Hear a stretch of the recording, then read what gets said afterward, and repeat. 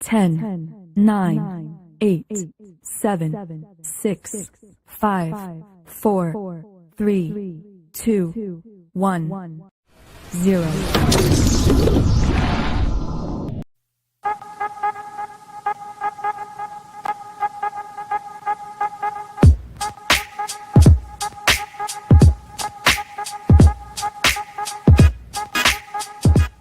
Some viewers may find the following video disturbing. Viewer discretion is advised.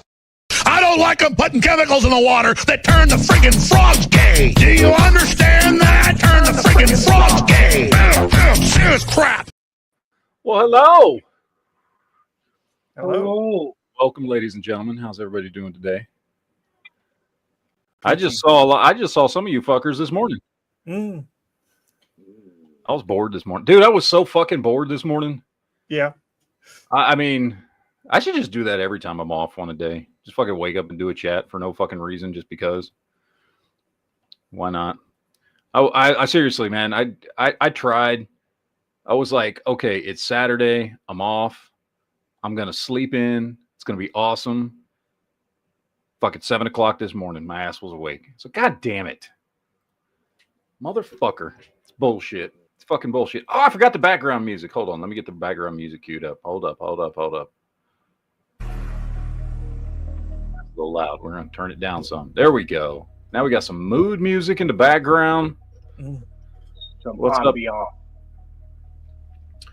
We got everything going here. I think I've got everything pulled up. I got the comments. Welcome to the Week in Geek. We're going to talk about some geek shit because I fucking feel like it. How about that? For those of you who watched this morning, we're going to cover some of the same stuff that we talked about this morning anyway. And then, of course, anybody out there in the chat wants to fucking chime in or bring up any topics of conversation, please feel free and do so. We do have someone new with us today, Mr. Bongsley. That's a great name. By the way, I love that fucking, I love the icon there. Oh, yes. I am also a shit poster, like my friend Seth here, so I have a million memes. Mm-hmm. And no, I like that dude's shorts. Sure. That's kinky. No, you know what I'm talking. The dude is the dude that I never once looked at another man's shorts and was like, I like this. Well, I like him a lot. Stand up. Now let me take a gander. I would never do that. I keep my legs covered for fear of blinding people. Yes.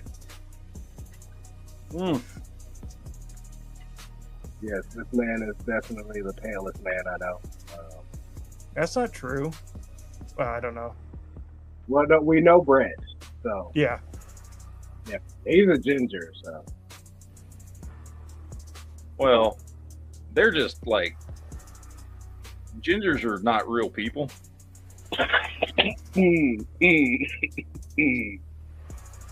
So they don't count. Yeah, they have translate. You ever seen two fucking gingers get together and have kids and their babies are like see through? You just fucking like a fucking window, man. They're translucent.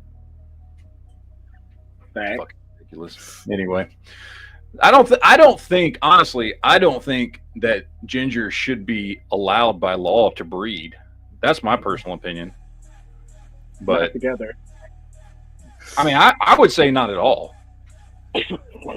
Because even if that demon gene skips a generation, it's going to come back. You know what I mean? Mm-hmm. Even if it's just one of the parents. I don't think gingers should be allowed to breed. George I think is that right. should be something that all the world governments should come together on and declare to the world that gingers just can't have babies. In fact, I mean, I don't want to sound like a certain mustachioed German, but you know, maybe just go ahead and preemptively get rid of all of them. And hear me out. We go ahead and jumpstart the Marvel universe. We round all the gingers up together with their mutant gene, right? Yeah. And then we go go ahead and start the X Mansion. You know what I'm saying? Maybe, yeah. I mean, how many redheaded mutants were there? I mean, there was Jean. Yep. He's the only one I can think of at the moment. Well, there had to be another redheaded mutants, right? There's definitely a couple, but Banshee, and Siren, Banshee, Siren, Jean. Bro, we're forgetting Mystique. Oh yeah, Mystique, yeah. Although She I was don't a know. degenerate. She didn't like to wear clothes, so. I mean, I don't know. Was she real? Was she a real redhead? She liked to present as a redhead. Okay, so that goes into the question of which form was her real form? Her human form that you saw that was blonde or raven-haired, as some of the movies like to do, or is it the mutant form that has the red hair that is canonically red in all iterations? I don't see. From what I remember in the comics, but I know they've retconned so much shit over the years. But from what I remember in the comics, she genuinely was blue with red hair. Like, that was her true form. The red hair, she had red eyes, blue skin, because that's why Nightcrawler is blue. Right. Mm-hmm. He got that color from her. I mean, that's his mother. Although, didn't they retcon it and technically tried to say Mystique was like fucking shape-shifted into a dude, and so he's technically her father, not her mother? It sounds like something they would do. It sounds like something. I think they retconned it at some point, like in the last 10 years or something. And I don't know. Either way, Mystique is one of Nightcrawler's parents. I don't know which one. You know, But- I actually have some recent insight because I read the run you're talking about. So no, Mystique shapeshifted in a dude because she was in a lesbian relationship with this woman, and they were raising Kurt together for his first year. But she is his mother. But Okay, so it's his mother. She is his mother. Okay. but technically, Kurt still got two moms. Happy Pride. Well, there you go. Yeah. Technically, Nemesis is also a redhead because his head's on fire. Well, then so is Ghost Rider, but he's not a Yeah, mutant. he's not a mutant. He's got to be. Yeah. Hey, do we count Deadpool since he's an honorary mutie? That's true. He is a mutant, and he was a redhead when he had hair, right? Right? Yeah. So That's true. maybe the mutant gene is in the red hair, man. I'm just saying. Maybe that's what it is. And then we just gather up all the redheaded motherfuckers and put them in, I don't know, pick a state like Idaho that nobody gives a shit about, and we'll just wall it off and just make them interbreed with each other until they all start getting powers. Right. You know what I mean? Like, seriously, it might work. They're already, I mean, they like legitimately red hair is it's a mutated gene. It's not normal. Mm-hmm. So if we just fucking wall off all the redheads together, and in a few generations they'll all fucking have bred, we might actually get fucking mutants, like real life. Fucking, I don't know. It'd probably be something shitty though, just a bunch of fucking see-through translucent motherfuckers that you can't see, but they'd make good spies for the government if you can't fucking see them. What if that's what aliens are, bro? They're just like the redheaded fucking experiment, and like fucking they've come back from the future. Yeah. See, in the future, humanity's just gone all redhead, and they've interbred so long, they just don't look like humans anymore. Yeah, Because that's what would happen to redheads. because the sun burns them, so they hide away until they just like their eyes get all big because there's no fucking sunlight ever, so they gotta like see fucking in the dark, so their eyes get all convenient. And then they eventually discover time travel, and they come back and they butt fuck us with probes. Well, no, they need our original genes that are like strong and can resist the sun and use vitamin D and things like And that. the strongest genes are in Uranus. So that's where they have to That's where you extract find them, anyway. This That's where conversation has gotten so unhinged. I love it. All right. I thought that was totally hinged, but I mean, it was the right level of hinge. Yeah. I feel like unhinged would be. It's Allowing totally them to possible. breed. It's still probably coming. Just wait. Allowing them to breed would be unhinged. Yeah. I don't know. Anyway. How the fuck are you guys doing, man? How are you doing, Matt? Haven't talked to you for a hot minute. Well, yeah. Fucker. Fuck stick Blame motherfucker. you. Hey Matt, Blame did you. you Matt, did you read Blood and Thunder yet? Fuck you. How about go fuck yourself? I'm just never gonna read it now. Just Boycott it.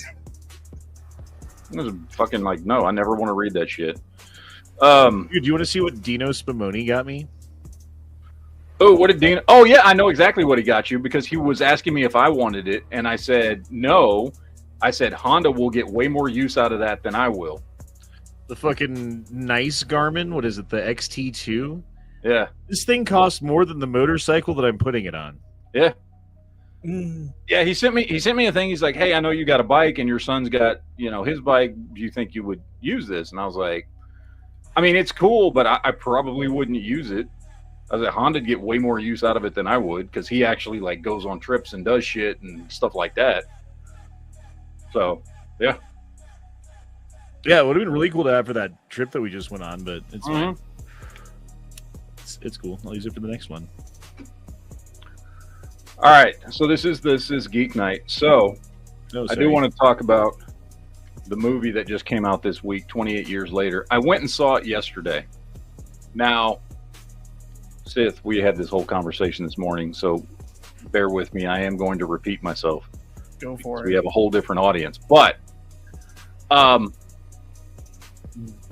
don't go see this movie at the movies. Do not pay to see this movie.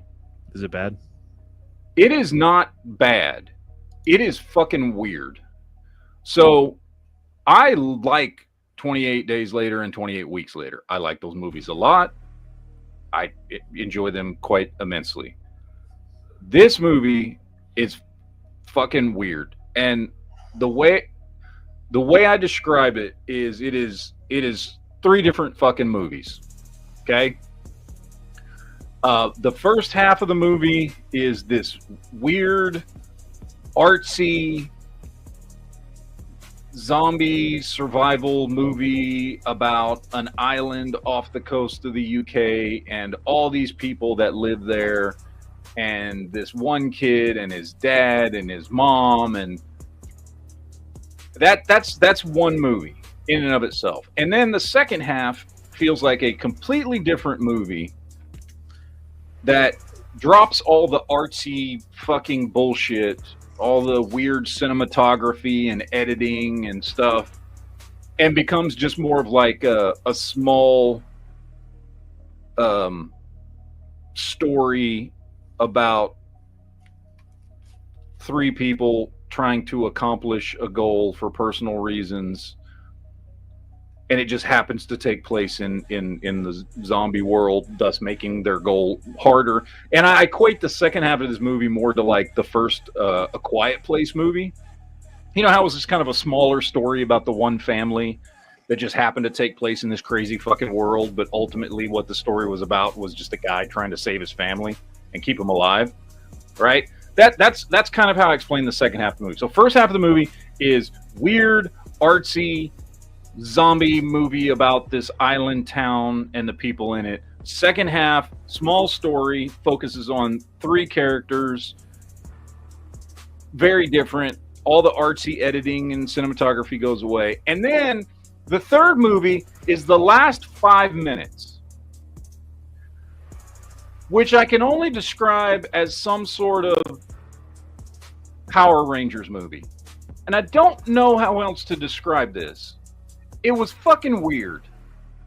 It was like a drastic shift in tone for the final 5 minutes of the movie. It was odd. It was weird. And the whole movie, okay, so the first half of the movie, that was all artsy and shit, I didn't really like. The second half of the movie, that's the more smaller personal story, I thought was actually good. And the three actors that were the focus of that second half of the movie, all, were good, and those characters were good and that kind of stuff. And I enjoyed that second half. And then the last 5 minutes that just pops off, I don't know. It's like a cross between, like, I don't know. It was like a fucking Power Rangers movie all of a sudden. That was just fucking weird. and I didn't understand where it was going. But apparently it's leading directly into the sequel, which comes out in 6 months, because apparently they shot both movies back to back. Maybe this movie's better in retrospect. Maybe after that movie, you'll appreciate this movie more. I don't know. Because that ending was just like all over the fucking place. Like I was just like, what the fuck is happening here? And so my advice is, if you liked the first movies, just be prepared for the fact that this movie doesn't feel anything like those movies. I did not hate the movie. It was just jarring and weird, and I wouldn't spend money on it. If I could go back, I would just wait till it's streaming somewhere, and I could just stream it for free, because I would not have paid for it. Yeah. And I don't think I spoiled anything there. It's just a weird fucking movie, dude. Like, it's a really weird fucking movie. Like, I don't know how else to explain it.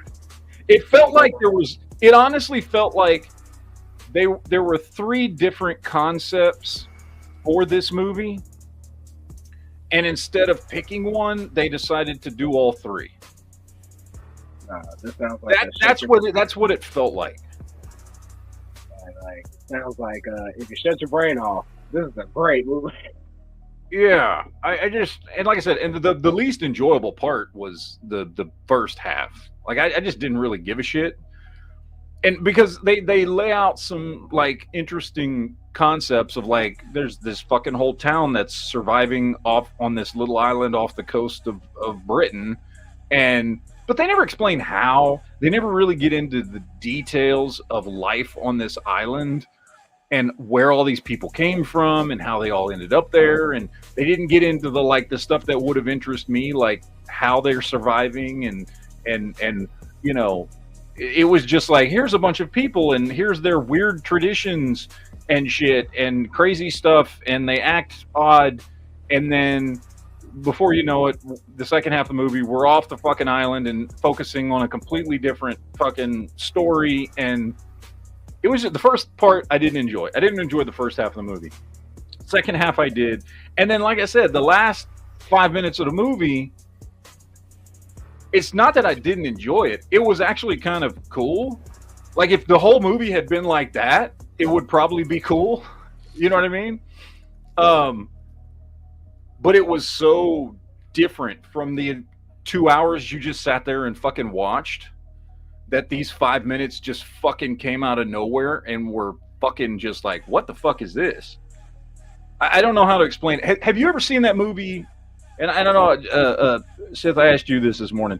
Have you ever seen, anybody else ever seen that movie Skyline from like the mid 2000s? Mm-hmm. It's about a group of people, I don't know, in their 20s or whatever, during an alien attack, and they're surviving like in an apartment and trying not to die.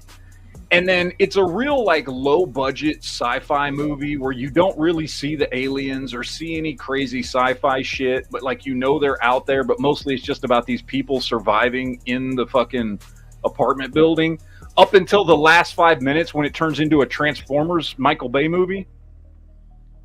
You know, where they fucking rip the aliens finally catch the main guy and rip his brain out and put it in a giant robot, and then it's a fucking giant CG robot, and he starts fighting the aliens with his brain in a giant fucking Transformer robot. Like, it was that kind of jarring when you're watching this movie, where all of a sudden the fucking tone just drastically shifts in the last 5 minutes of the fucking movie, and you're like, what the fuck just happened?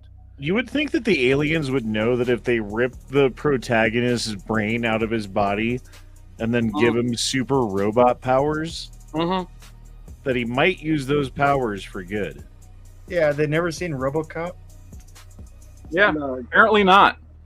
no, because see, the thing about that is earlier in that movie, they tried to do their little brain control thing where they shine the light in his face and make him come out to get abducted, but he resisted it. So it's like, you didn't see earlier in the movie, like, bro wasn't going, like.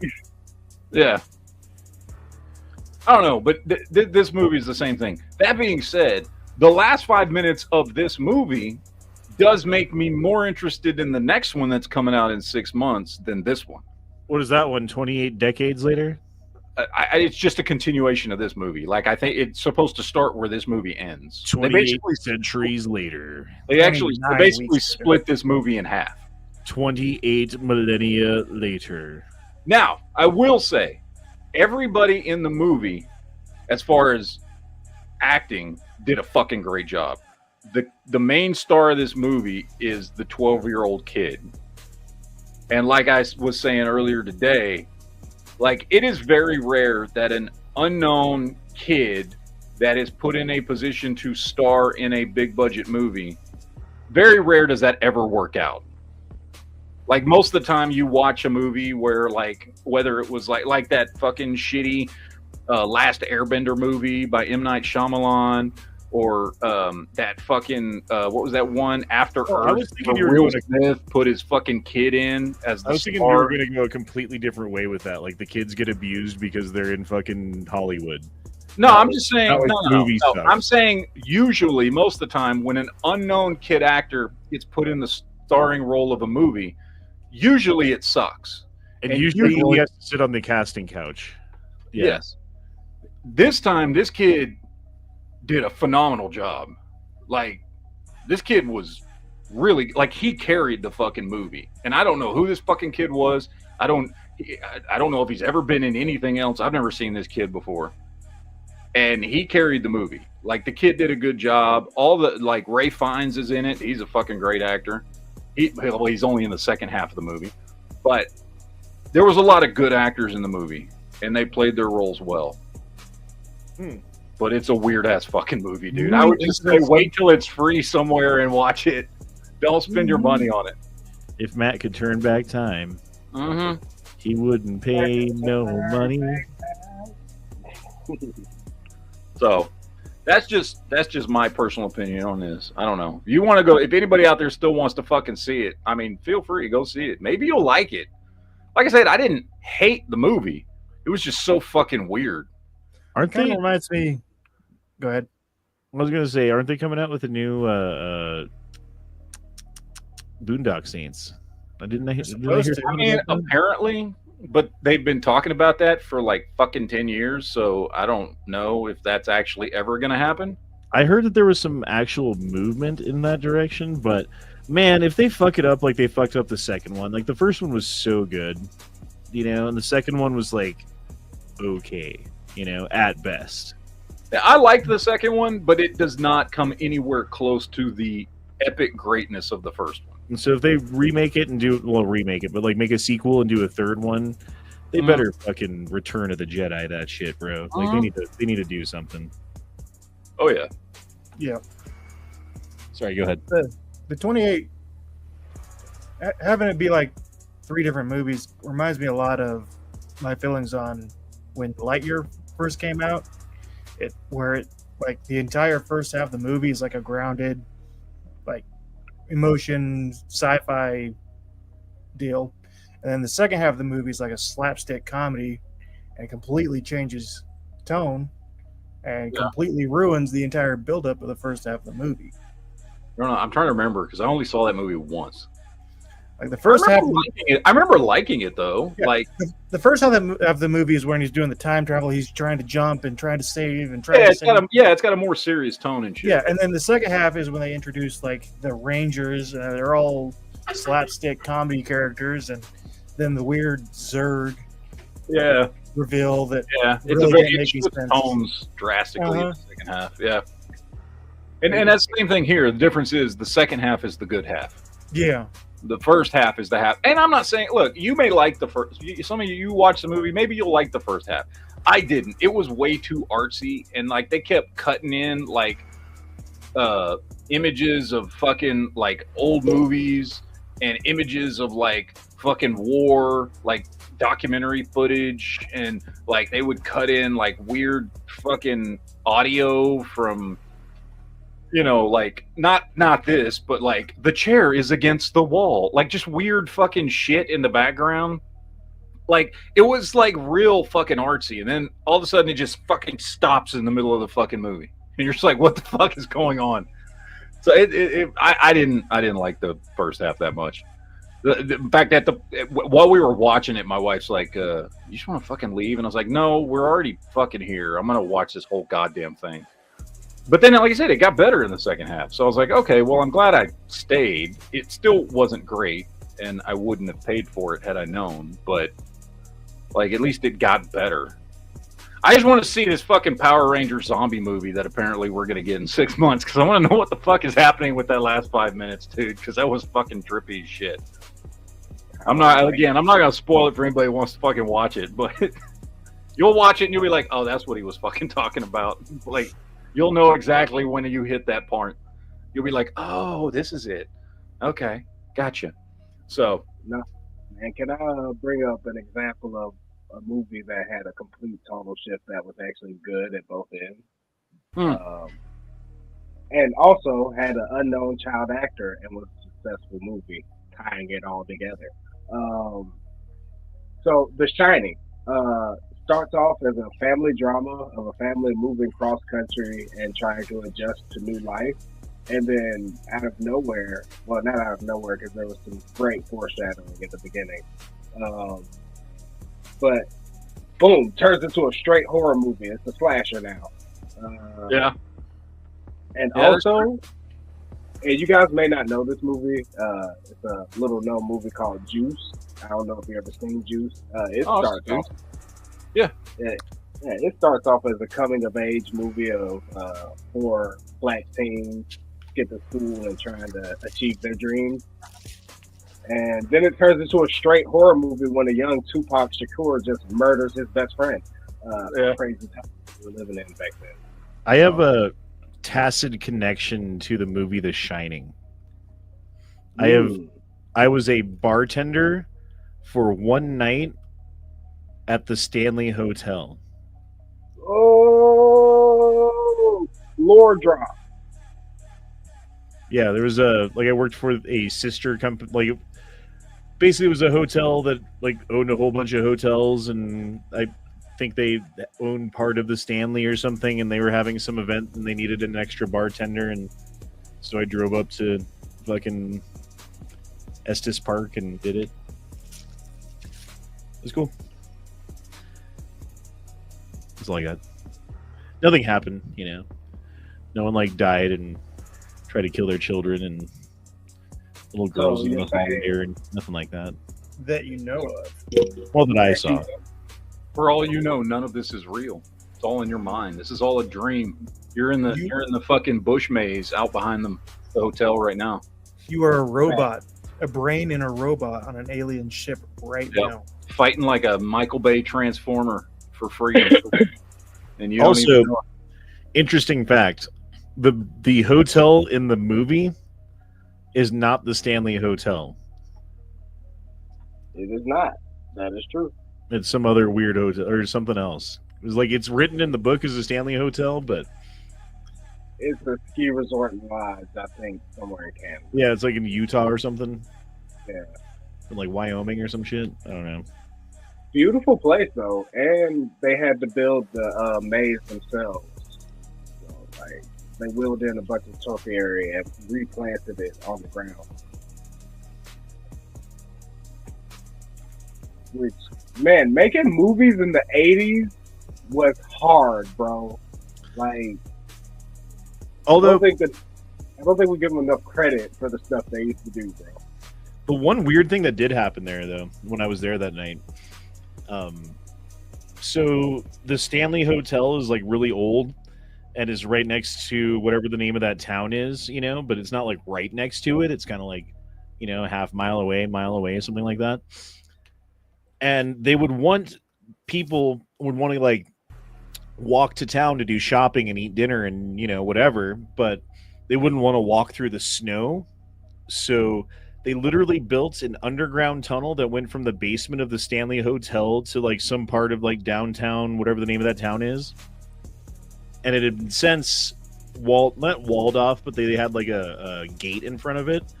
And that happened to be where the food and beverage director's office was, where I had to do my checkout and like turn in my cash at the end of the night, you know? And I don't know, I was like sitting there like looking at it, like thought I heard something, but probably not, you know? Anyway, now that's all I got.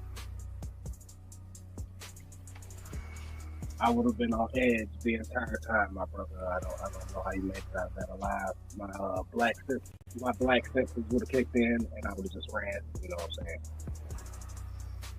I don't care if that's not the hotel the movie was shot in. That is the hotel that the book is written about. So, ergo, that's the haunted place. And my black ass ain't going in there. Yeah, they always die first, right? Exactly. You know what I'm saying.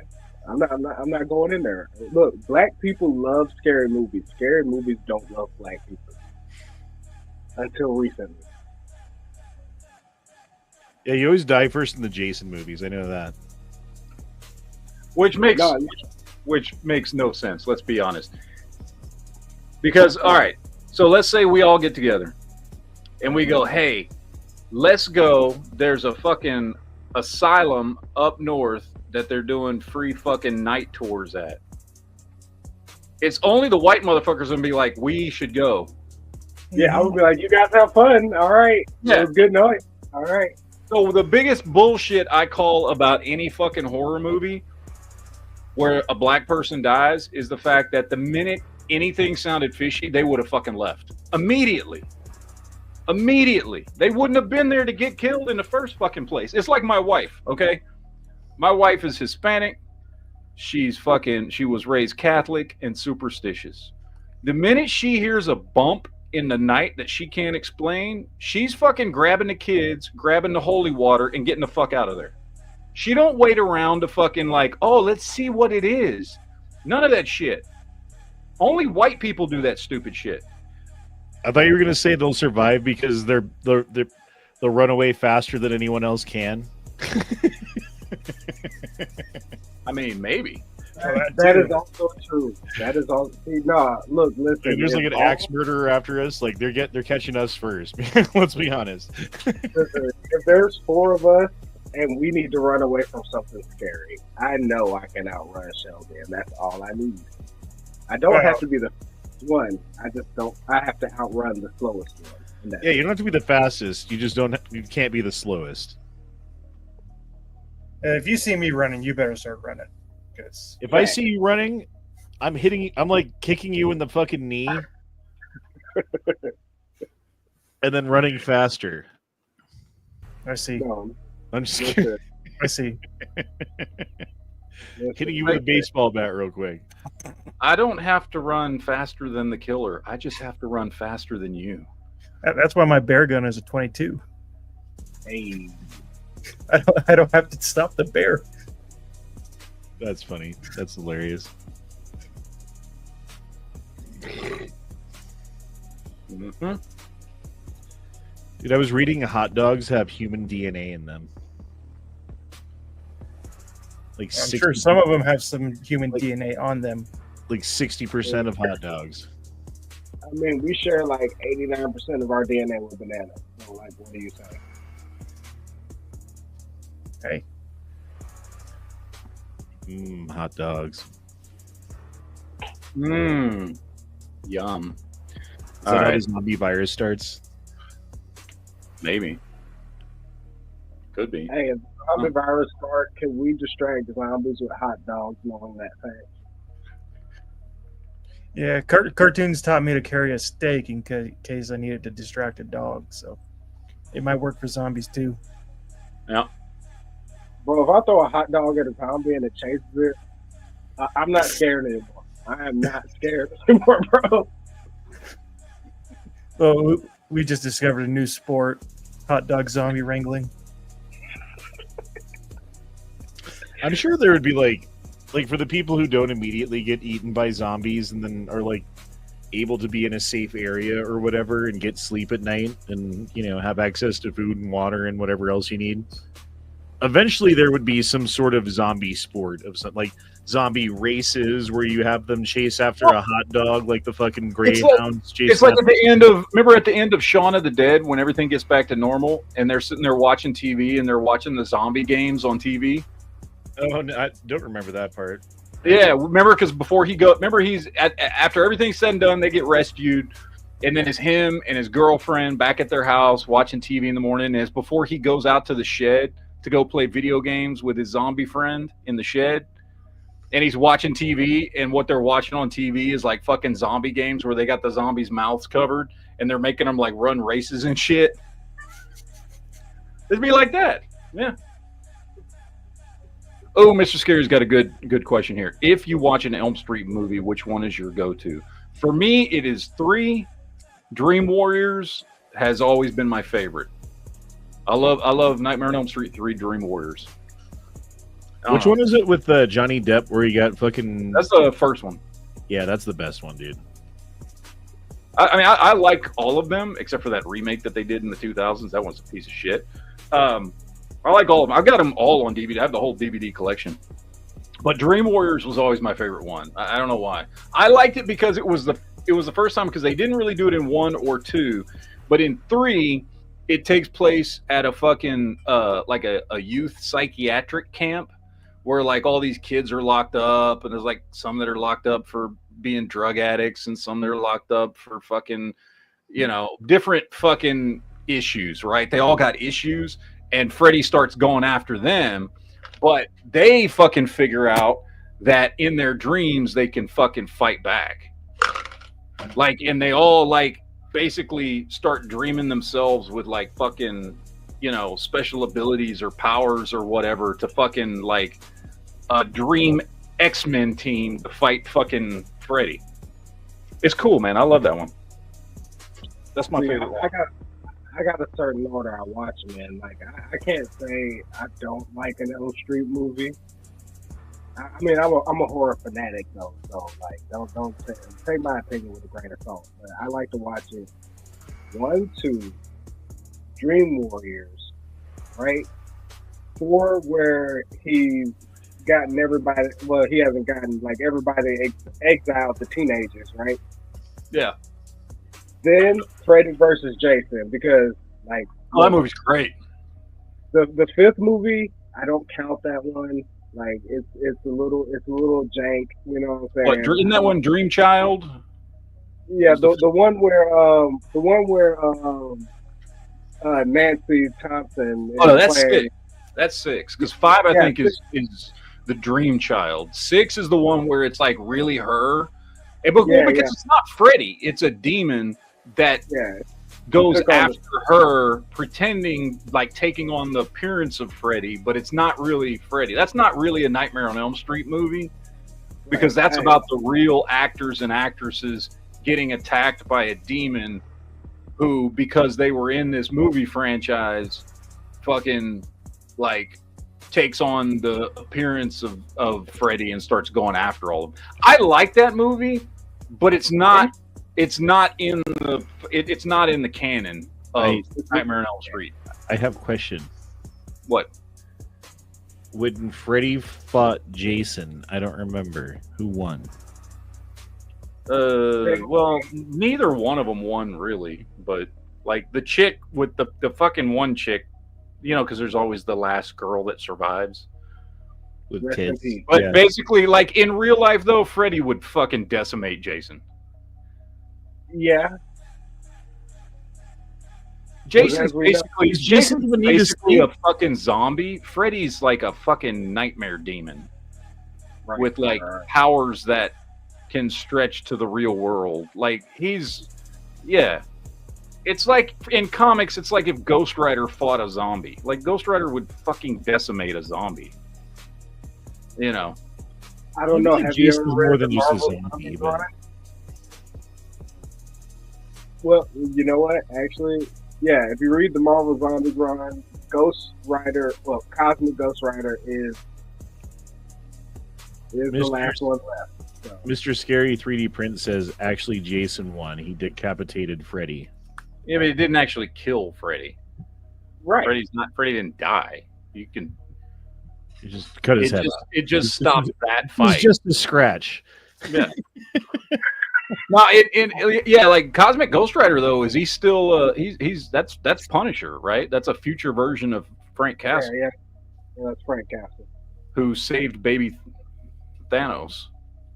Right? But then Like he saved them, saw what it did, and then put them back. Like, all right. Yeah. I guess it's supposed to answer the question of if you went back in time and saw baby Hitler, would you shoot him? And I'm always like, yeah. Yep. Like, I got it confirmed that this is Adolf Hitler. Yep. This is Mustache Man. Right here. This is the guy, confirmed. This baby, right here. Do you think that if Hitler was killed as a baby, that Germany would have found some other person that would have done Hitler shit? I don't know. So, because of the state of the Weimar Republic during that period of time after World War One, like something was going to happen.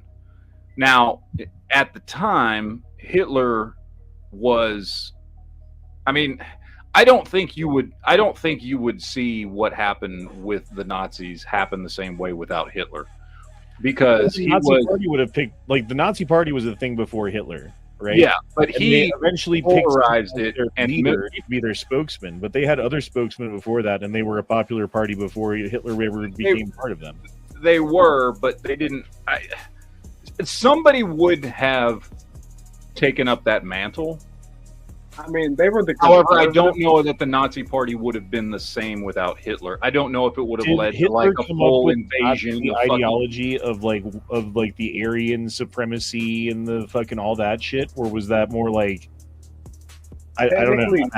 Well, no, there was already a deep mistrust of Jewish people. That was already well established in the Weimar Republic at that period of time. It had been established right now for some reason. Weird. Decades. It had been established for. I mean, it had been a thing in parts of Europe for decades. Anyway, but that was something that the Nazi Party had latched onto. Fuck, dude, it was something that the Democrat Party here in fucking the United States had latched onto at that period of time too, and is now again. And is now again, actually. I mean, Woodrow Wilson was extremely fucking racist and hated Jews and black people and all that kind of stuff. It was more of a progressive thing at that point in time, and still today. Which is odd because isn't Woodrow Wilson responsible for the Federal Reserve Bank? Yeah, and the odd thing for somebody he also helped form the League of Nations, which became the UN. Woodrow Wilson, by all accounts, was an awful, awful, awful human being and an awful president whose legacy fucking haunts us to this fucking day. He was a professor who was put into power by the banksters so that they could pass their bill.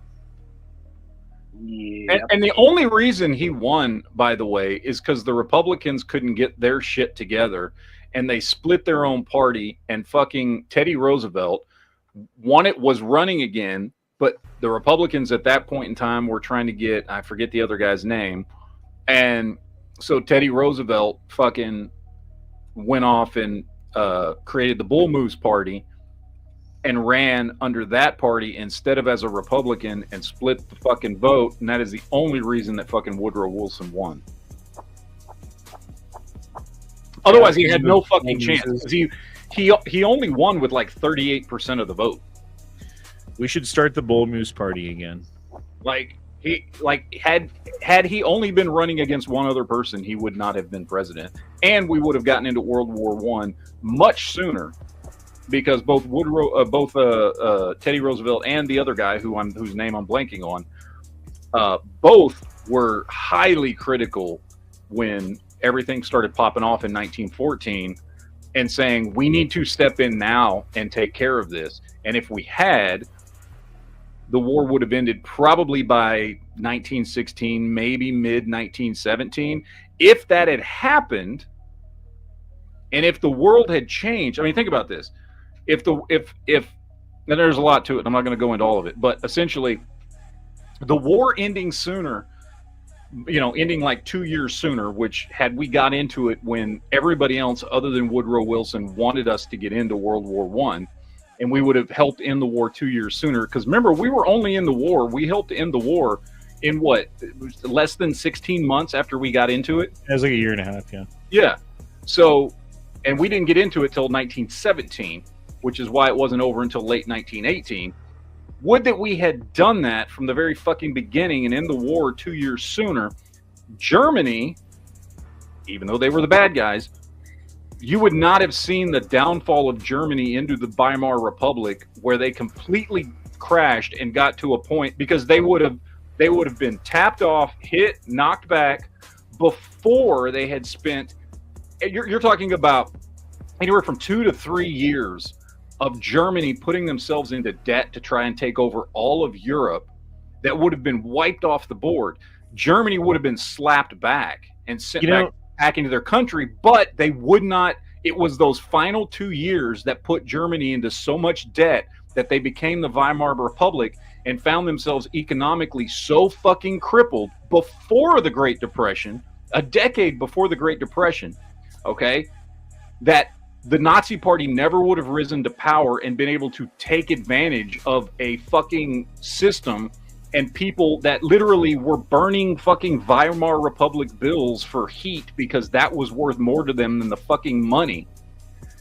They wouldn't have been at that point, because they wouldn't have gotten to that massive amounts of debt, because they hadn't gone in debt until the last 2 years of the fucking war. Therefore, the Nazi Party never would have fucking taken over had we just gotten into the fucking war sooner and helped end it quicker, because Germany would not have been in such a bad position. Two things. Number one, recently they came across the remains of the ship that got us into World War I, the Lusitania, which we claimed was only a vessel that was carrying passengers and such. And when they looked into the cargo holds of the Lusitania at the bottom of the Atlantic Ocean, what do you think they found? Weapons. Munitions. That's correct. They were bringing over weapons and munitions for the English and French. Well, I guess it wasn't really French at that point. But anyway, weren't supposed to do that. They shot it down, or they sunk the ship, which got us into that war in the first place. But then you're talking about all the money that was owed, right? Who was that owed to? It turns out the Rothschild family was bankrolling both sides of the war, and more countries that they could get into it, the more that they could control those countries, like the United States. Which is why they heavily pushed for us to get into World War I as a means to basically print a bunch of money and then start a taxation system that continues to today, wherein we give our income tax to the federal government, even though there was never any kind of fucking law passed or anything like that. Like, yeah, all of that stuff is related. And had Teddy Roosevelt been president, none of that would have happened, because we would have gotten the war from the very beginning. He was vehemently against an income tax and would not have fucking signed off on an income tax. There would have been no League of Nations, no United Nations, no Federal fucking Reserve. Now, would he have gotten to bed with the Rothschilds in some capacity? Yes, because he was, at the time, you got to remember, before Woodrow Wilson, the progressives, like the Rothschilds, were in bed with the Republicans, not the Democrats. They switched when Woodrow Wilson got into power. However, chances are, by all historical logic, first of all, World War II probably never would have happened, because the Nazis wouldn't have risen to power. Our Federal Reserve System wouldn't be the same. Taxes wouldn't be the same. And overall, everybody would be in much better shape now. Now, the downside to that is, because there is a downside, that we, as the United States, would not have seen the industrialization and proliferation of America as an ideology, which benefited us economically greatly after World War II, if World War II hadn't happened. Right, so the baby boomers wouldn't have been such bitches. Got it. Because they would have had to actually work for their shit. That's what ruined our country, in my opinion, is the boomers, right? They born with a silver spoon in their mouth, real quick, sorry, then I'll be done. And then fucking live their whole life with everything handed to them. They fucking have a job, and like one person can afford a mansion and 2 cars for the family, working fucking 5 hours a week, and that's just the way that, and then they're like, why can't everyone else pull themselves up by their bootstraps? Oh, it's because you shut the door behind you on the way out so no one else can climb the fucking hill that you're on top of. Got it. Sorry, done. No, I'd just like to remind everybody that this conversation started about a comic book run where Ghost Rider goes back in time to raise. It's true, isn't it? But no, man, listen. No, everything being said here is 100% true. But another downside of it is that us getting into World War I late and subsequently having World War II also uh, helped jumpstart the civil rights movement that would come later in between the 1940s and 1960s. So it's like we kind of take the good with the bad, but at the same time, still would shoot baby Hitler. That's all I'm saying. That is true, except and there's no way to know where this would have ended up. However, it was Woodrow Wilson that resegregated the country. Yeah. So maybe instead of going back in time and killing Hitler, you should go back in time and kill Woodrow Wilson. Yeah. Well, If you remember at the time, before Woodrow Wilson, like the military had already been integrated, and if you remember, also almost every black person in the country voted Republican. I mean, I like to remind people that black people vote Democrat because we do understand people's plight and understand that equal rights are very important. But we are very Republican minded. Like we do believe you have to work hard and do. Oh yeah.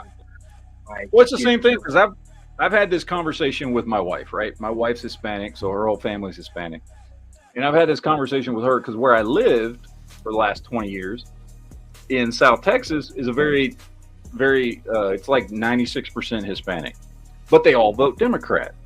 And I've often asked people down there, why do you vote Democrat? Because the Hispanic population I don't know about everywhere, but in Texas is very, very conservative. They're very pro-gun. They're very religious. They're very hardworking. They don't believe in abortion. Surprisingly enough, and I've said this many times, but people, I guess if you're not from fucking Texas, you don't fucking know about it. But I lived in a border town. They fucking don't like Mexico or illegal immigrants at all. And so I was always very confused why people who have those values kept voting Democrat. It never made sense to me. It still doesn't to this day. I mean, it's mostly about thinking everybody deserves a chance, and the Democrats lie good enough about. See, I'm not a Democrat at all. I'm not a Republican either, but we'll get into that later. Well, you're in good company because I think we're all here libertarians. So I do understand everybody deserves a chance, and yeah, maybe these imaginary borders are kind of crazy on how we allow people in and out from different places in different ways. Yeah, but at the same time, I still believe once you get here, you gotta do the right thing. So, I don't know, man. I don't hate illegals, but I feel like there should be an easier way for them to not be illegal and seek asylum. That's about it. Bro. Oh no, I've said this many times because living down there for 20 years, and I've known a lot of people that came here the right way. And I know this is Geek Chat, people. Fucking deal with it. This was not supposed to be a political chat, but fuck it. This is where it went. So who cares? I know a lot of people who were immigrants and came here the right way, and the shit that they had to do and the money that it cost them and the time it took them to become a citizen, I think is excessive. When it takes $10,000 to $15,000 and 10 years of your life to become a citizen, when you can prove that you're going to, you want to come to a country and be a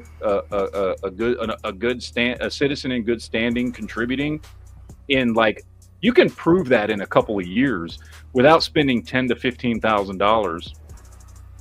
I think it's excessive. I do believe that nobody should come here illegally, and if you do, get the fuck out. Because if I gotta fucking pay attention to the laws, so the fuck do you.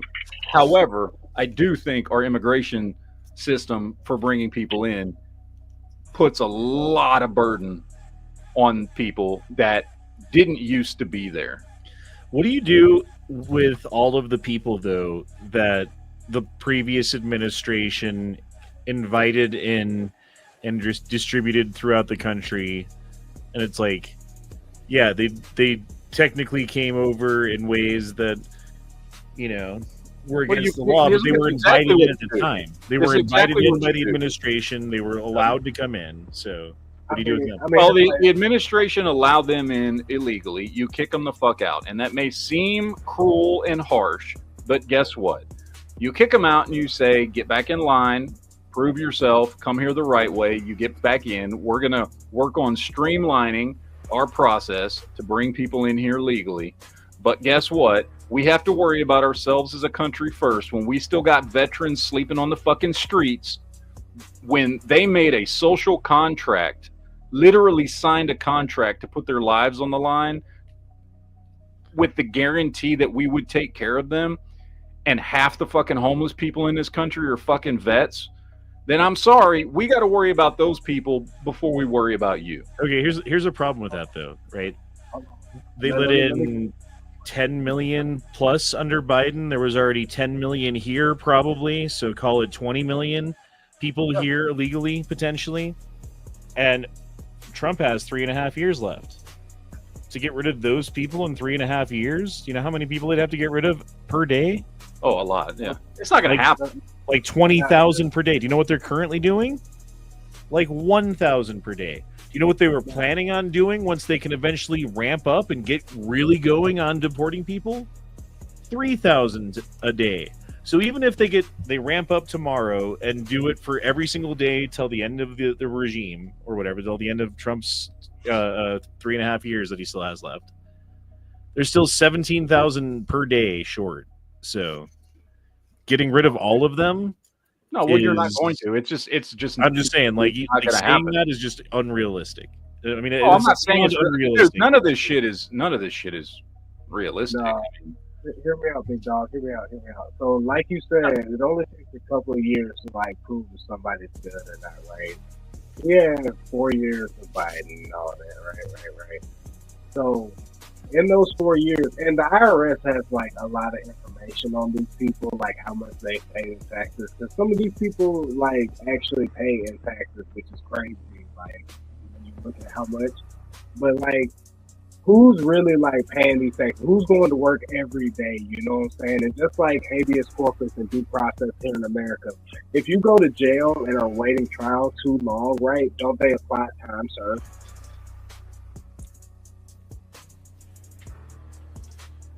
Wait, say that again. I'm sorry. Say that last part again. So like, say you like with habeas corpus and like due process in America, when you go to jail, right? And you are awaiting trial, like say you're waiting 2-3 years for trial, right? And you get a 5-year sentence, right? Don't you only do 2 more years for time served?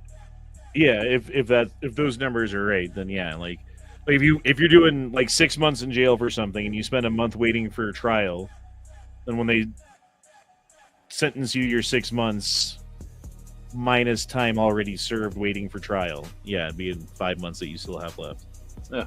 Right. And another thing, when you do go to trial, other factors are taken in on your sentencing. So like good behavior while you're in jail, or like someone who's on what's it called, bail or a bond or whatever.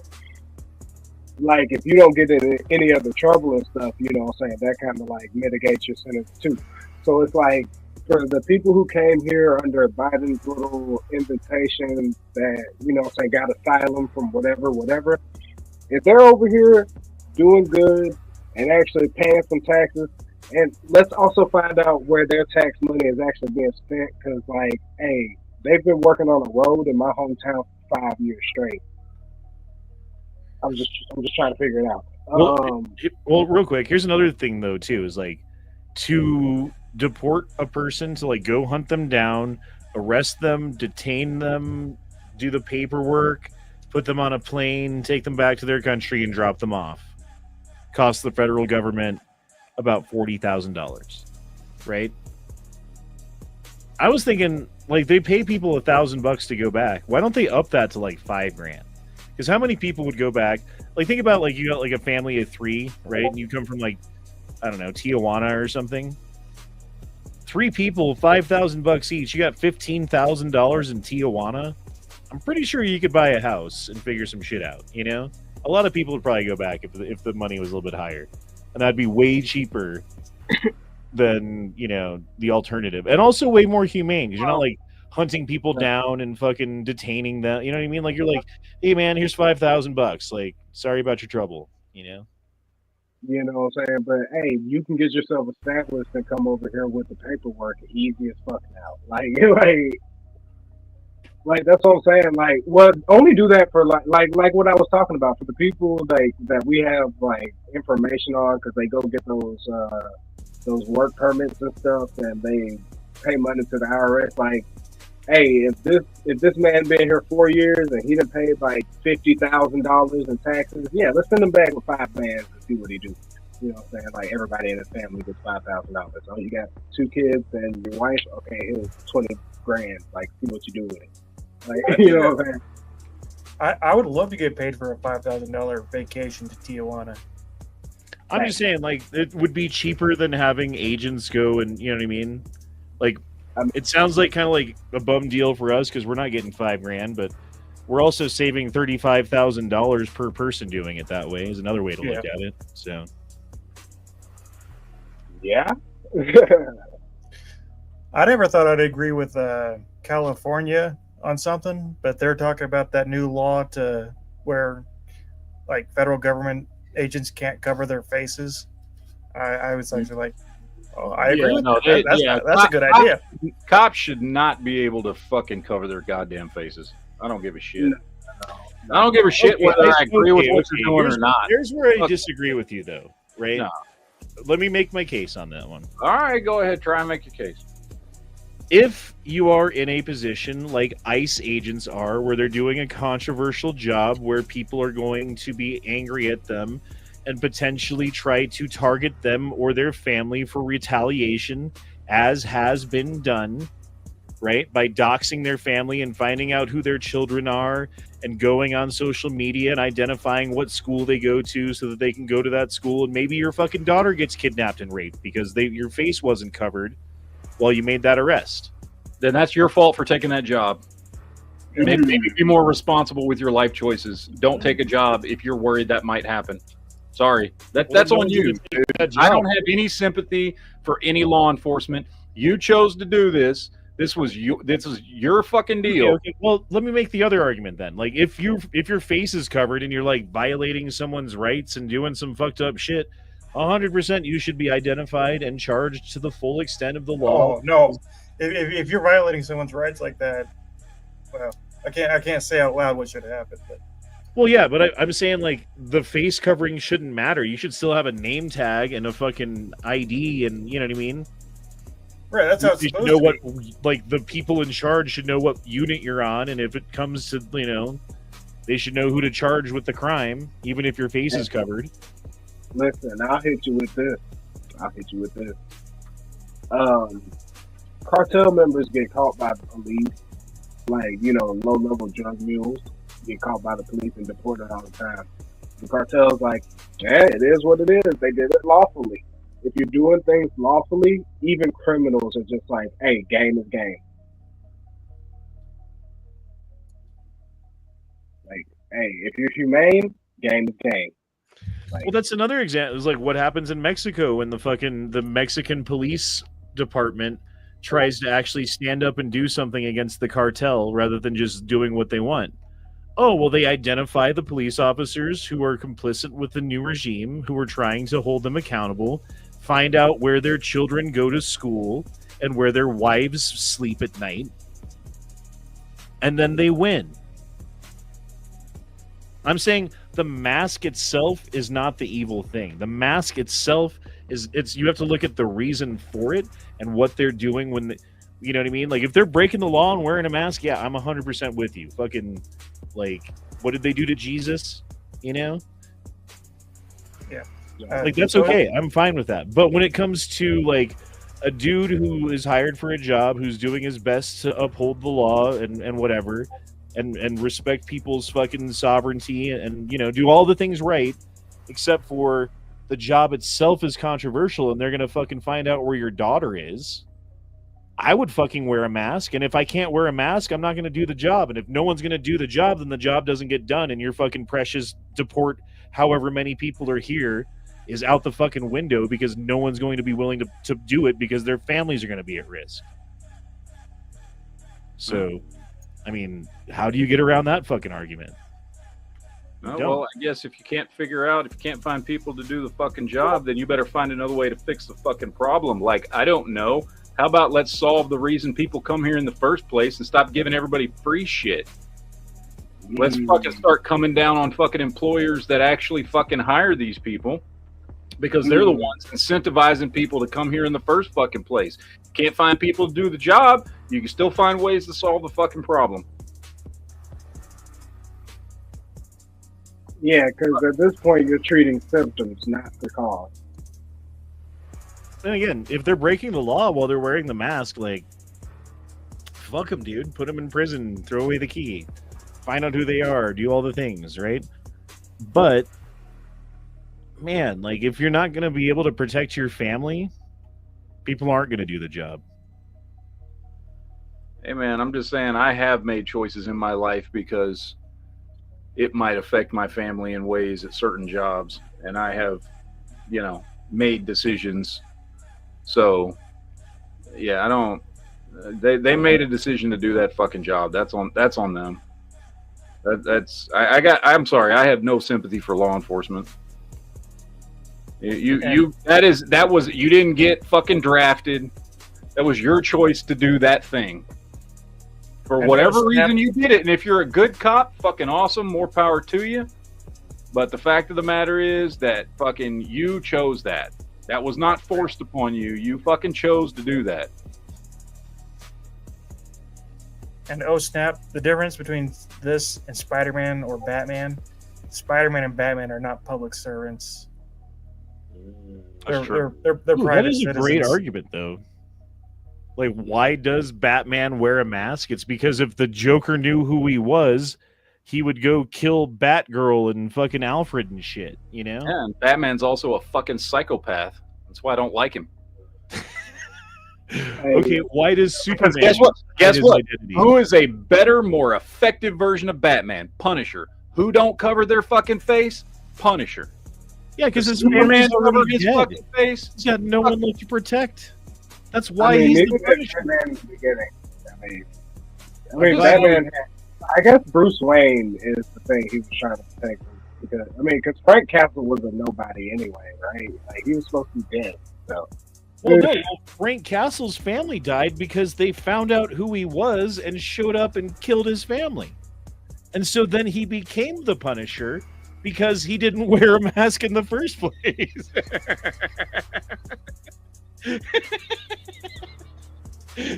And he's far more effective at fighting crime than Batman is. But I will say this: I feel like Frank Castle wasn't really doing a controversial job before his family got killed. Like, no, he was fucking training to be a preacher. Right. Frank Castle was a fucking Marine who fucking came back home and was studying in the seminary to be a fucking preacher. That's what I'm saying. He wasn't doing a controversial job, so not wearing a mask wouldn't have helped him anyway. Being a preacher doesn't mean anything. Have you ever seen the Velocipaster? Have you ever seen? I have not, but I've heard about it for years because Angry loves that fucking movie. It is a great movie. But what's it? Velocipaster? Velocipaster. It's an Amazon movie, I guess, about a dude who turns into a pastor who turns into a velociraptor. Yes, he gets cursed by the devil because he's as one does. Yeah. Yes. It is not a B movie. It is ranked well below B movie. Like, oh my god! There's a scene where there's an explosion, and rather than an explosion, they just put a Post-it note on the screen that says, like, FX were too expensive. There's an explosion here. Yeah. I do kind of want to watch Iron Sky now, though, for some reason. Iron Sky is a good movie. I like the first one and the second one. Lone Dragon's got a great question. Why does Batman wear a mask in a world where a simple pair of glasses completely conceals one's identity? Speaking about Superman and Clark Kent. Good fucking point. Yeah, how did no one ever put Clark Kent together, bro? Hold on, I actually have an answer to that question because DC retconned it like right before the New 52. So apparently, Superman, the ability to affect people's perception of him. He slouches and puts on the glasses and a non-aggressive attitude, which makes him seem like a completely different person. Yep. I know at one point the glasses had like hypnosis, like a low-level hypnotic effect to them, and it like actually changed people's actual perception of him. But he's just a mild-mannered reporter. Yes, yes, he is. Not my mild-mannered. Not my favorite version of him, but that scene when Christopher Reeve goes from when he reveals that he's Superman to Lois, and like that 2-second transformation is one of my all-time favorite scenes. That's actually that's a really good, the way they film that and the way he does fucking, you're like, oh shit, yeah. Like, even though you already know who he is, when you watch that scene, you're like, I see it now. I see it. He looks fucking different. Yeah.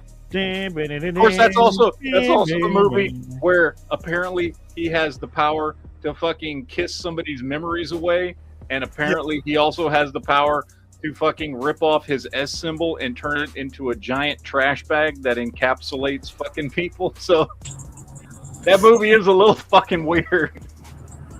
Comic book cheese, my guy.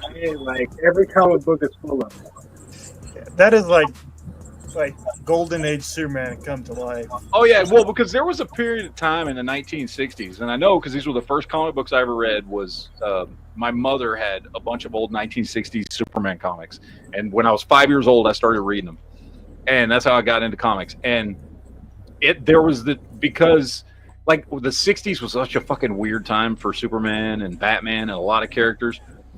It was during this period of time where almost every fucking issue, Superman just had a new fucking power. Just some random he had like super hypno vision. He fucking at one point had like fire breath. He fucking like just weird random fucking shit. Like a writer would just be like, well, Superman needs to do this, so he has this power now. Like, it was a weird fucking time for Superman. And you can tell when you watch Superman 2 that they were very inspired by that specific period of time in Superman comics where they just like fucking make up powers that just never appear again. So it's good times, though. Those were fun comics to read, though. I used to read all those 60s comics. I'd read Adventures of Superman, Superman's girlfriend, Lois Lane, Superman's pal, Jimmy Olsen. I used to read all the Superboy comics from the 60s and all the Superboy and the Legion of Superheroes comics and shit. I still to this day, as crazy as the 60s were at DC Comics, like I still really, really enjoyed those issues. Like, and they used to do, because they didn't have like a separate like What If like Marvel has or Elseworlds like DC has. There would just all of a sudden be an issue in Adventures of Superman that was just a complete what if story. Like, there was one I remember reading which was like, what if Lois had got sent to Krypton and became Superwoman?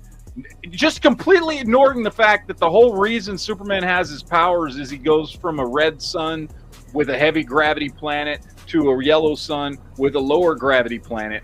And in reality, if Lois got sent to fucking Krypton, she'd just instantly be crushed as a baby. But they did a whole fucking to this day, I remember this comic from like the fucking late 60s that, you know, sat in a fucking thing that my mother had from when she was a teenager. And they would just do that in those fucking comics. Just all of a sudden you'd be reading, oh, a new issue of fucking Superman's out. Oh, it's just a fucking random off-the-wall story about a whole other fucking universe and some weird shit that fucking happens. And they had like 20 different kinds of kryptonite back then. Like, they just kept making up new colors of kryptonite, and every color did something different. Never forget pink. Never forget pink. No. Can we talk about It was fucking. That's It one was of the fucking. reasons Funny.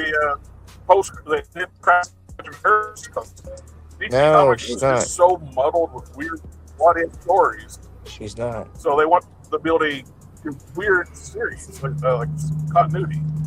Yeah.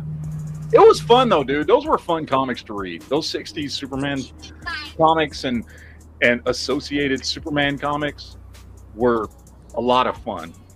My favorite comic books were always Spawn, the Spawn comics, because of just like the art that was in them and the graphic nature was- of the things that he would Spawn- do. And Yes, man, I Spawn love was one of the better comics to come out of Image Comics. I mean, by that point, like, because I started reading comics when I was like 5. By the time Spawn came out was 92, so I was, what was I, 15 or something? You know, Yeah, I by was the like time Spawn, Spawn- 11 at that point, so that was Yeah. like perfect age for that. And what it was cool is because for me, like, I was starting to get into more mature comics at that age, and then here comes Spawn. You know what I mean? Like, it was perfect for me because I was like, I mean, I still read X-Men and stuff like that, but still read Superman. But like Spawn, you know, stuff like Spawn, a lot of the independent comics, a lot of the stuff Dark Horse was doing, like Aliens and Predator, or darker stories. Carnage. You know, fucking DC was dropping shit like Lobo comics that started to become popular, and his shit was like way, you know, it was funny yet dark and fucked up at the same time. By the way, Lobo was the original Deadpool. Like, he was doing Deadpool shit long before they started writing Deadpool that way. Lobo is the only one of his race because he got bored one day and killed everybody. He just killed everybody. Yep. Killed them all. Didn't he start? And he started as a baby. Like, he started killing people while he was still a baby. He, like, I think there was a one story, like it said, he started strangling people with his umbilical cord on his home planet while he was a fucking baby. Hey, As hey, one listen, does. that man found a sentient chain, and they've been best friends since he was a teenager. Bro, what's a sentient chain? Like, chain link, the thing you lock a bike up with. Brother, what are you doing? Bro, I so hope that in the Supergirl movie coming out next year that they get Lobo right. Like, I think Jason Momoa is a fucking great choice for Lobo. He's a fantastic choice. I just really hope the writing is where it needs to be, because Lobo is such a unique character in DC. There is nobody else in DC Comics like Lobo. And they managed to make him work. Like, he obviously worked in his own series, but, like, you know, there was sometimes when he would show up in a comic, and depending on who the writers were, you're just like, this doesn't feel like Lobo to me. And then sometimes it would fucking be perfect. So I hope they get it right, because Lobo's a very particular type of character, and he's very different from Superman and Batman and Green Lantern and all these other characters. And you have to write the story just right to make his type of character. It's like trying to just throw the Ryan Reynolds Deadpool we know into a fucking Avengers movie, right? Like, it would be a weird fit. You know what I mean? Mm-hmm. And that's fucking what it would be like putting Lobo in Supergirl or whatever. Like, it's going to be a weird fit, but if you write it correctly, it could be fucking fantastic. So I hope they get Lobo right. Like, I'm a huge Superman fan, but I'm going to be honest, I don't think at this point in time you can really, like, you can, because Bryan Singer did it with Superman Returns, but I don't think you can really, it's hard to fuck up Superman if you have moderately competent writer, director, and actors. But I feel like Superman Return was Super Stalker.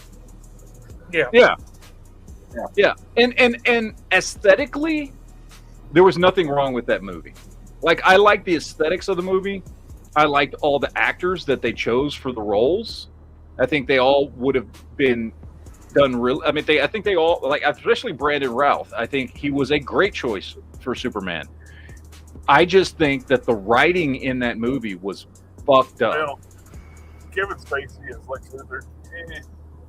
Well, I mean, I think because of what they were going with, which is this is supposed to be the same Lex Luthor that we saw back in Superman 2, right? Yeah, would be Gene Hackman. Yeah, I think Kevin Spacey was fine. I think for what they were going for, he did it. He did a good job. However, the script, the story was fucking retarded. Boys, we just bombed Iran. What? What? We just bombed Iran. Fuck. A plane has struck the Not- second tower. Three I'm not different 35 yet, three bro. different sites, including the main one. And they bombed the shit out of the main one. Brother, I'm not 35 yet. Sorry. All right. Trying to. Well, let's be honest. Absolutely. Nobody's surprised by this. Yeah. I mean, not surprised. I just really wish they would have waited a couple more They months. were sending the Doritos that way anyway. Yeah. Yeah. Well, they sent the whole fucking Nimitz carrier group there like 3 days ago. So like this was not something that was. If you were thinking, oh, I wonder if we're gonna bomb Iran, you need to reevaluate your common sense. Yes, we were totally gonna fucking bomb Iran. Need to So- pay attention. And Dino Spumoni, you're the man, by the way. Again, shout out Dino. Well, the circle back on the comics though with the Lobo. One of the dumbest shit DC Comics ever did was kill off the main Lobo for a while and replace him with Twilight Lobo. Twilight Lobo? I don't know. Uh-huh. They're the That new was the new 52 version. Oh, that was a little twink. They actually introduced the new Lobo, saying he was the real Lobo, and the one we knew and grew up with was a faker, using his name. And he was like a skinny emo guy. yeah, he's skinny emo, Yeah, he was white very light. twink. That's fucking retarded. It was very retarded. That sounds fucking stupid. So Yeah, that's why he only lasted like They 5 or walked 6 back issues. and got rid of him. It lasted for a pretty good while, but then they walked it back and say, "Oh, like it never happened." well, they should fucking walk that stupid shit back. Nah, man. Like, I guess they saw Twilight and was like, I guess twink boys are in. Little twinkle twinkle, little twinkle twinkle. He looked like Wow. some kind of twink. Yeah. So I don't remember because I read like I think I read like the first 6 months of all the new 50. Well, most of the new 52 stuff, and I don't remember ever seeing Lobo in New 52. I read Superman, Batman, Justice League, Green Lantern, Justice Society, Stormwatch.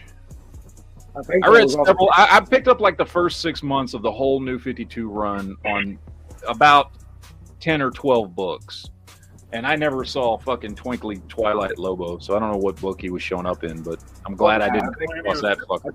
The first Lobo we saw in '52 looked like old school Lobo, and it was Rob Liefeld.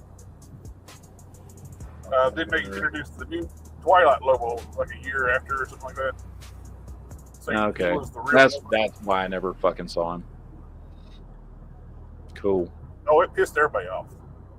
I'm sure. Yeah, it fucking sounds I don't retarded. know who the hell in DC thought that was a good idea. Hopefully they've been fired. The same people who fucking had worked at Marvel and made fucking Iceman gay, probably. It was before they started hiring all those retards. Like, it's just amazing the fact DC in the past like 5 years have hired all the people who ruined. Wait, what do you Marvel got there? to What do you got there? ruin DC Comics. There you go. Oh, there he is. Oh, he yeah. He looks like a twink. He looks retarded. Brother, this was him for like 8 to 10 issues, brother. Jesus Christ, that looks fucking stupid. Yeah, it's ridiculous. I kind of want to fuck him. Certified twink then. Yeah, he's kind of pretty. No. They brought back the original one in I think Justice League of America, and they had Lobo be a Justice League of the member for a while. Okay, like, so yeah, like I thought. This Lobo comes from Teen Titan. Yeah. Yeah, gross.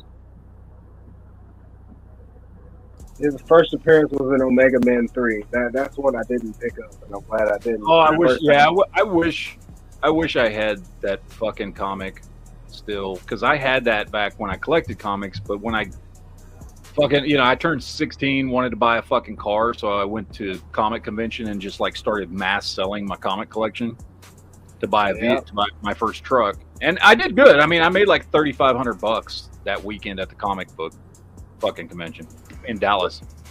So I mean, I did good, but like that was one of the comics that I sold when I was trying to get money for a car. Was the first appearance of Lobo.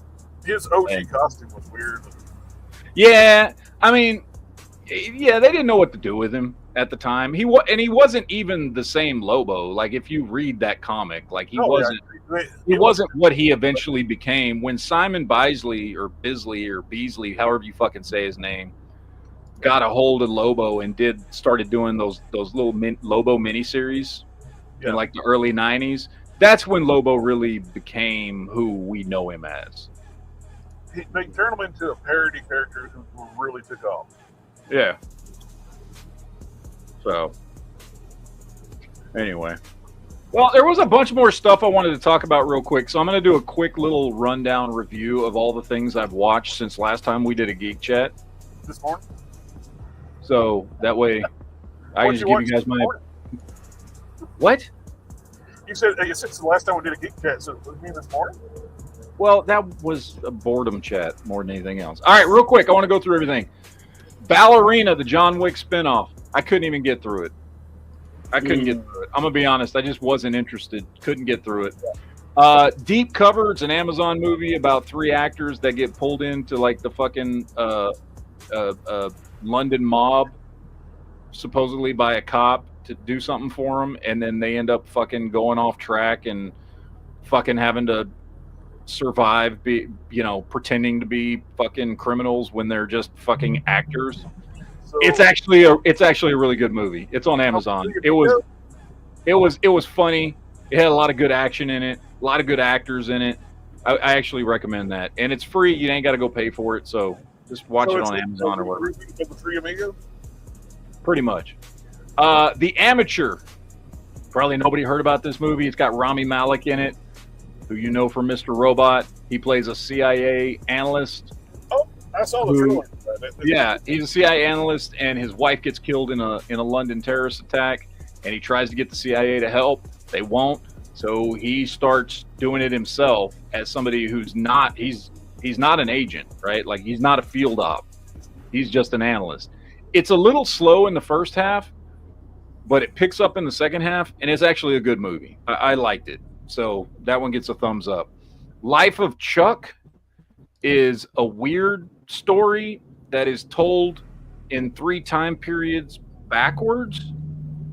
And apparently it was a Stephen King short story that they made into a movie. I'm going to be honest, this movie confused the shit out of me.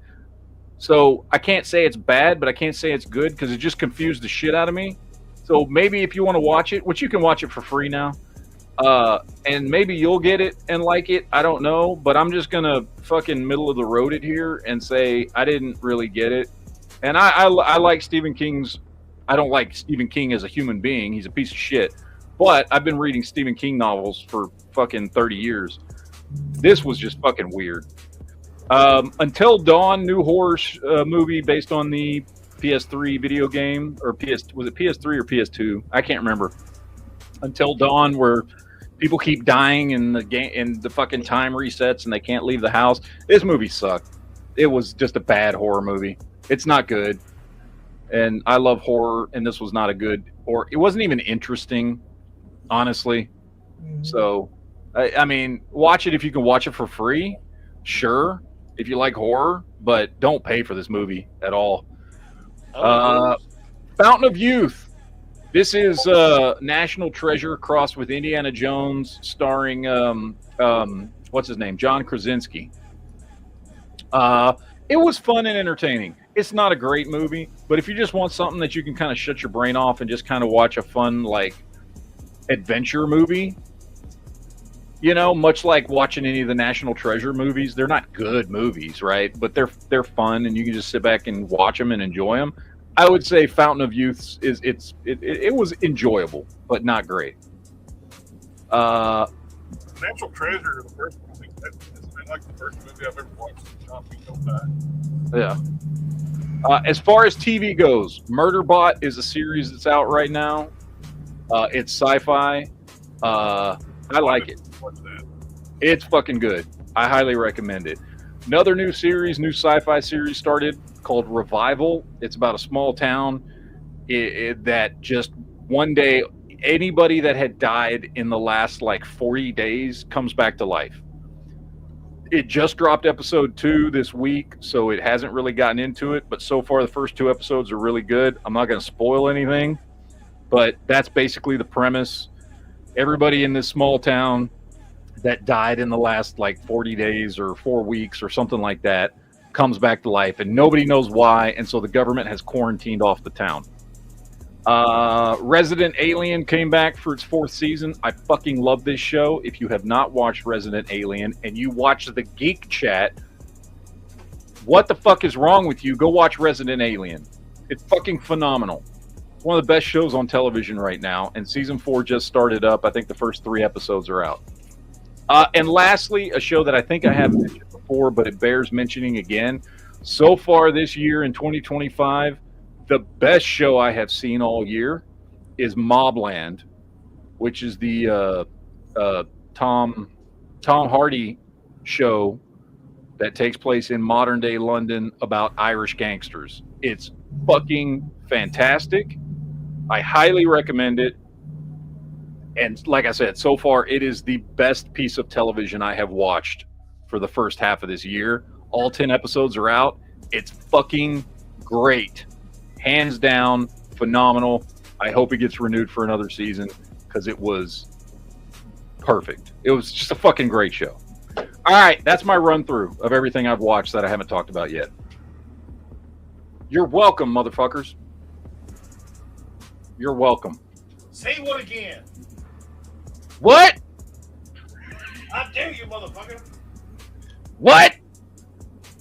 So in September, we're supposed to get Tulsa King season 3. Good. I like that show. Very good show. Not as good as Mobland, but then again, nothing is right now. I'm telling you, everybody should watch Mobland. It's fucking fantastic. Remember last year? What? Remember we did our top 10 shows of 2024, and I fucking kept telling people all year long, or not all year long, but like from September on, when the show came out, that everybody should be watching The Penguin, and fucking nobody watched it. And me and Leo kept telling y'all, watch The Penguin, watch The Penguin. It's fantastic. And me and Leo were the only ones that watched it. And then when everybody finally started watching it after we fucking did our top 10 shows of the year, and that was my number 1, people were like, yeah, it's really fucking good. Okay, I'm doing that again with Mobland. Watch the fucking show. It's fucking fantastic. I don't know, man. Every time you tell me to do something, it makes you want to like not do it. I know. Kind of like Matt and reading Blood and Thunder. Mm-hmm. Like George says, best comic book story. Yeah, I'm never going to read it now. Never. I refuse to fucking read it now. Anyway. All right, ladies and gentlemen, look, I got to get out of here. I got some stuff. Me and my wife are going to hang out tonight and do some stuff. She had to work today, and she is about to get home right now because she just got out of work. So we're going to hang out tonight because it's Saturday night, and it is my weekend off. So I'm going to cut this chat. I'm not going to cut it short. We've already been going an hour and a half, and I did 3.5 hours earlier today. So I've done a lot of chat today. He's a maniac. I've done 5 hours worth of chat today. All right. I'm going to send you a care package. It's going to have 45 Gap parts and Blood and Thunder comics. Oh, yay. Good.